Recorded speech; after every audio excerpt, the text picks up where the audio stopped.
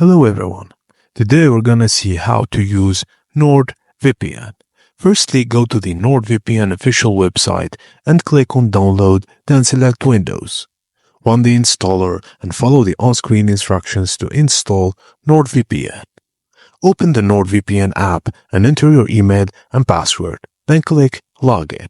If you haven't signed up yet, create an account on the NordVPN website first. Open the VPN app and click on the Quick Connect button to automatically connect to the fastest available server. Alternatively, choose a specific country or server from the map or server list.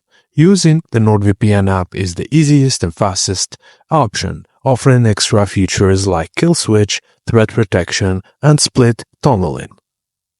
And that's it, guys. Thank you for watching, and please don't forget to like and subscribe for more.